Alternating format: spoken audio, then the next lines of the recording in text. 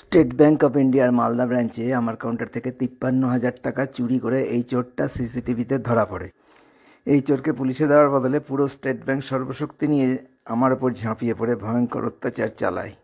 চোরের কোনো ক্ষতি হয়নি, কিন্তু প্রাণে বাঁচতে আমি চাকরি ছাড়তে বাধ্য হই।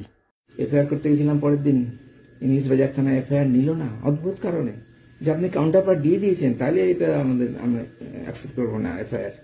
ওটা না দিলে ঠিক ছিল। আরে আমি কাউন্টার পার্ট যদি না দিতাম তাহলে আমার থানায় যাওয়া কি প্রয়োজন হতো?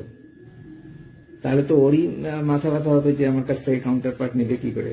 তো কাউন্টার পার্ট দিয়ে দিয়েছি বলেই তো থানায় গেছি চুরির প্রমাণ নিয়ে। পরবর্তীকালে এই 2024 সালে 2 দিন থানায় গেছিলাম ব্যাংকেরই বিষয়ে। ব্যাংক আমার খাওয়ার টাকা বন্ধ করে দিচ্ছিল, পেনশন বন্ধ করে দেওয়ার মতো অবস্থা।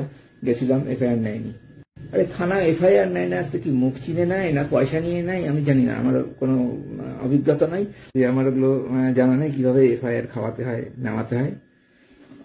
এফআইআরটা নিলে আমার চাকরিটা যেত না। এফআইআরটা নিলে তো এটা প্রসেসিং এ থাকতো, ব্যাংক করতে বাধ্য হতো, চেপে যেত না। তো ব্যাংক কি করলো? চুরির ঘটনাটা চাপা দিল, সিসিটিভি ফুটেজের বিষয়টা চাপা দিল, একদম চেপে গেল।